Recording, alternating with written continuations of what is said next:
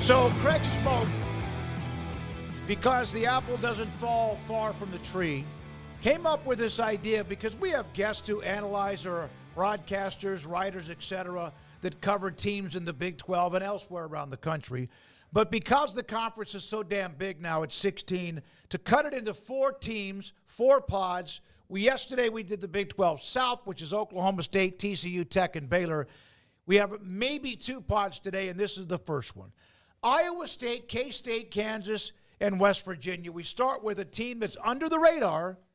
Iowa State, 3-0. They had the really nice win against Iowa at the buzzer, and they're bludgeoning people. They're 3-0, and it's kind of like, in a way, quiet who they are, which is kind of like the way Matt Campbell probably likes it. They're not under the radar for very much longer. They're 18th in the country. Yeah. They're ranked now. They're winning games. They look like, they're playing exactly the style of football that Matt Campbell loves, which is efficient.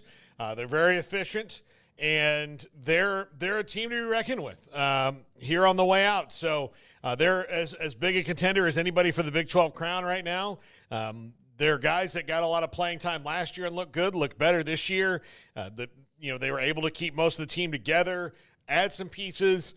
Really love what I've seen from Iowa State. And they didn't put too many eggs in the Iowa basket, which I think has happened to some teams before, because you play that early rivalry game. It's such a big deal, the Cyhawk game and all that. They won the game, and then they didn't have a letdown afterwards. And now they get Arkansas State, which is not like the pinnacle of their games this year. No. They play at Houston. Houston. Okay. Who plays Arkansas State? They just beat Arkansas State. Beat them. They play Houston, so this should be able to roll along. They pummeled the hell out of Arkansas State and blew them out, which was really the first kind of gimme game they've had all year since. They beat North Dakota, but that was just one of those kind of slogs out of the gate. And then the Iowa game, we know, came all the way down to the end. So able to just sort of flex their muscles, get some guys off the bench, get Connor Mobley, your backup quarterback, some time to go play and things like that. So that's what you wanted from that game last week, and just to stay healthy. And they did have some health issues early on. I'm not sure really where they are on that, but they navigated them really well, and now they enter conference play, and they've got probably the worst team in the conference in Houston to start things off with. So you feel very good about their opportunity to start off 1-0 in the Big 12, even though this is on the road. Houston's certainly not the most intimidating place to play. So I think it's interesting that this is an evening game on FS1. I guess they didn't have a whole lot of other options, just because I don't know how close this game's going to be. So 2 touchdown favorites. I think Iowa State rolls against the Cougars, and I do think that there's no more under the radar for them. They're a top 20 team, and they're going to be a top 20 team next week as well, because they have no business losing to Houston. Now, beyond that, they'll play Baylor here pretty soon, but they've got them at home, and then we'll start to see them get into the mix. But their toughest games are kind of there towards the end, although they do have a West Virginia UCF. But that last couple of weeks, you got Utah and K-State that are waiting there. So we'll see where they are at that point. But right now, I really like where they're sitting. I like their team. I like the core that came back and it just has gotten better from a year ago. And I like what they've got going. So just keep it up and go take care of your business. Had a ton of people back from their team last year. Beck is playing well. Is it Higgins and Noel? The receivers, and, of course, the running back that loves to run in the snow has had a big start to his season as well. Abu Sama III has only 124 yards, but they've kind of mixed it up. Not really running the ball for a lot of yards per game, but they are winning. They're now number 10 in the country in turnover ratio. 5 picks, 2 fumble recoveries. That's also, of course, a very big deal. Now, K-State. Yeah, Abu Sama, I think he might have been dealing with an injury here and there as well, because he has not been like the bell cow that you kind of expected to be. I feel like that was a part of the issue there for him. He did play last week, but only had 7 carries. So I don't know if they're just kind of they don't need to give him 20-plus carries right now, but he's a really good player, and they're in a really good spot. Well, it was a blowout, too, so we didn't have to do much. But you're right. He's only carried 29 times in 3 weeks. Iowa 17 for 58 and had a catch or two, too. Now, Kansas State, one of those bruised and battered. BYU pummeled them in the game in Provo, and that game was weird. But that's what happens in Provo, and the BYU Cougars beat them up badly, 38-9. They now got to bounce back. And you wonder, and what a game to do it. You don't lose focus because you're playing someone that you think you could win. This is Oklahoma State, K-State in a bounce-back game. They both need this really, really badly. And to kind of keep their footing. Otherwise, you lose 2 games in a row. One of them's going to be a 2-game loss in a row, and you wonder about their stability going forward.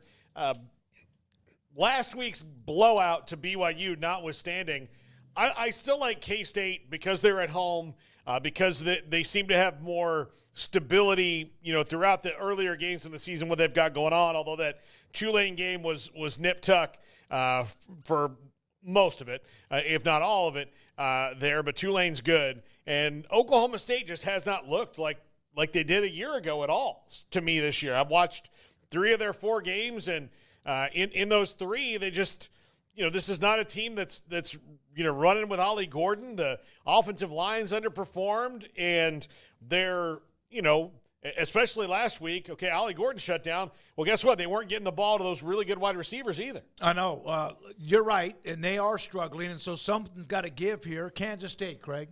Yeah, Kansas State. Avery Johnson is still a deer in the headlights. By the way, I tried to find anything on the Abu Sam injury. Maybe I'm just making that up in my head because he hasn't had a big game. But regardless, I'll be better about that. I think that was just a product of the environment and of a young quarterback and of just not being as good of a team as maybe you'd hope they'd be at this point in time. I think really good teams have rolled into Provo in that situation and come out on the other side of it with a loss. So they're not the first. They won't be the last. But that just snowballed, guys. Like, that was a ridiculous sequence of events in the middle 8 of that game.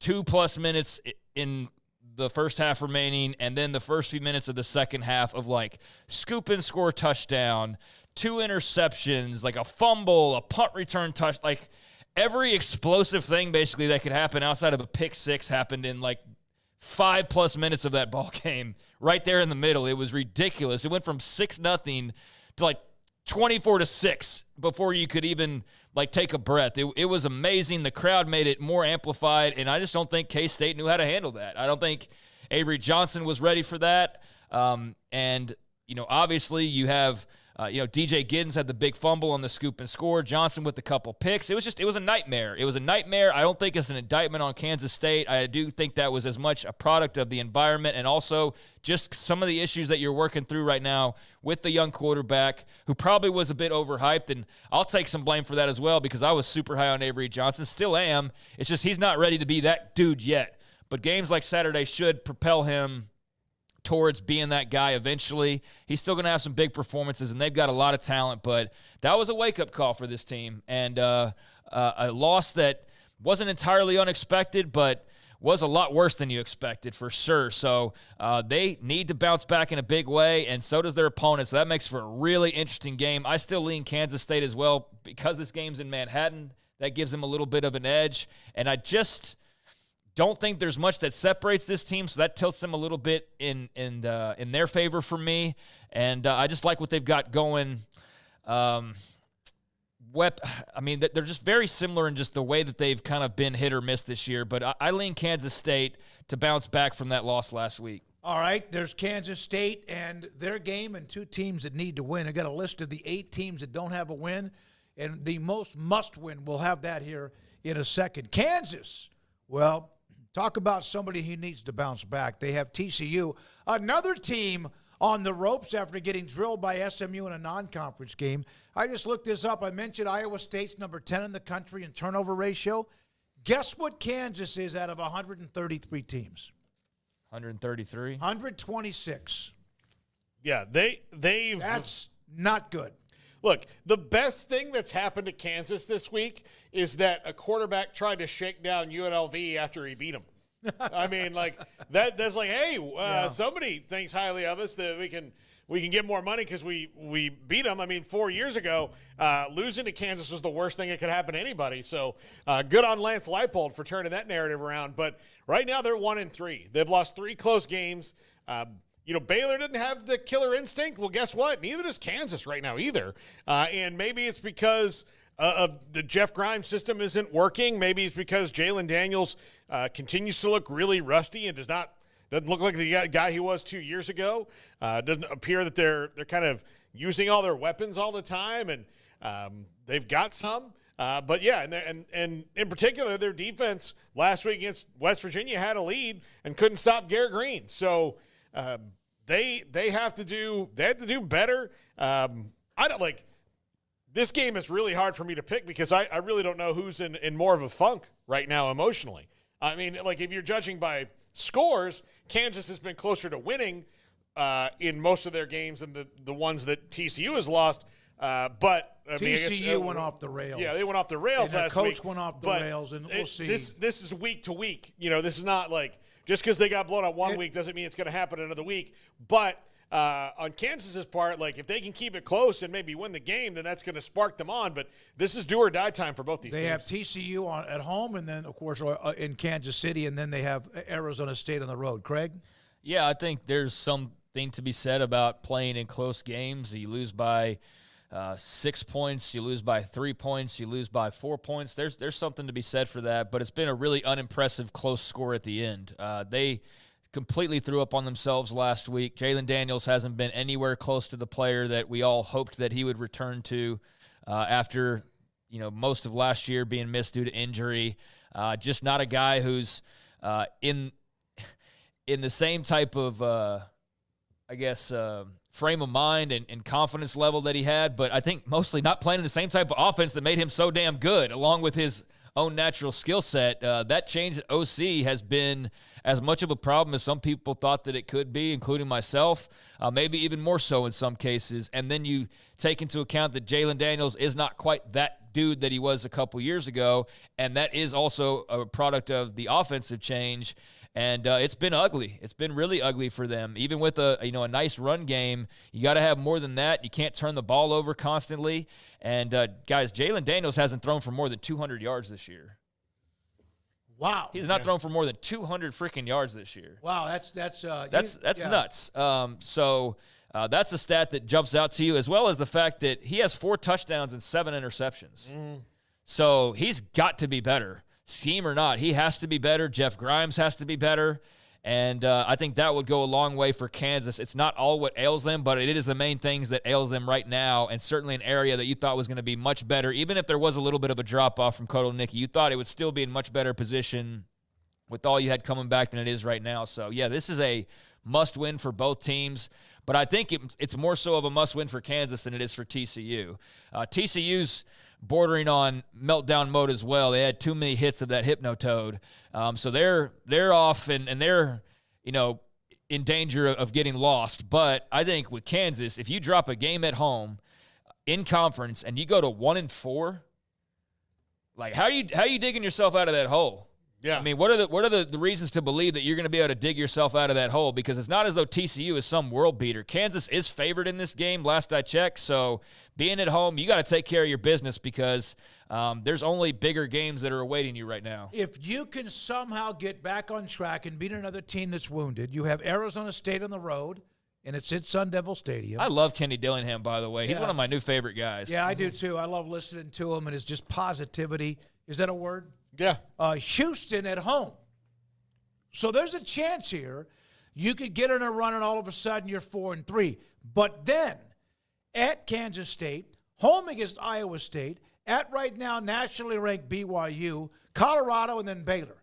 So you got to get some now because you've got K-State, Iowa State, BYU staring down the back end of your schedule, along with who knows what Colorado and Baylor will be at that particular time. Quickly, to not make a bowl game would be a failure. Oh, they've got to win 5 more Yeah, games, and they're running out of games to win out of those 5. They only have 8. Yeah, so, right. I mean, That's easy math right there. West Virginia, they needed a big win last week. They got it. They found a way. Another delay in Morgantown. Now they have Oklahoma State, Iowa State, Kansas State, back to back and on the road against a pissed-off Oklahoma State. But not this week. They have the off week to kind of gather themselves and then get ready for a road trip to Stillwater. Yeah, big win last week. Obviously, not much to say about them this week, and don't have anything going on. But that was a big win last week. Kansas had a lead in the fourth quarter and let it go. Garrett Green showed that athleticism. He was crazy good, especially in that last drive. That West Virginia needs him to do that more often, like way more often than he has early in the year. They got off to a wonky start, but I'm sure that the people in Morgantown are hoping this starts a winning streak and they can be more like the team they were last year than the team they've appeared to be this season, which is just not very good. Yeah, I think a couple of their major issues early on, just the inconsistency of Garrett Green. You saw some inconsistency last week, but you also saw some of the clutch ability and some of the good stuff down the stretch and helping you get that win. He's got to continue to be better and improve. He's not, when we all are guilty of overhyping things and whatnot during the offseason. And I do feel like there was a lot of noise about Garrett Green and his status in the Big 12 as one of the better quarterbacks and this and that. And I don't think he's lived up to some of the loftier side of the words that were said about him during the offseason. He's shown flashes, but he's got to be far more consistent for them to be the team that they want to be ultimately. And then your pass defense was atrocious, and I think that's gotten a little bit better. But, yeah, they are a team that could very much use this bye week. I'm sure they're enjoying it. They played a hell of a non-conference schedule, and so I give them the tip of the cap for that because I think they went out there and they played at Penn State and played at Pitt and weren't afraid to schedule tough teams, and I think that should bode well for them ultimately. But they had to have that game against Kansas last week because if not, they would have been 1-3 heading into a bye week, and that would have been really ugly place to be in for Neil Brown and company. So thankfully for their sake, they got that win, as ugly as that game may have been at times. And that was huge. That was absolutely huge for a variety of different reasons. So yeah, heal up, change up. You're probably going to self-scout this week, correct the mistakes you need to make, and just go play a better brand of football and see where it takes you.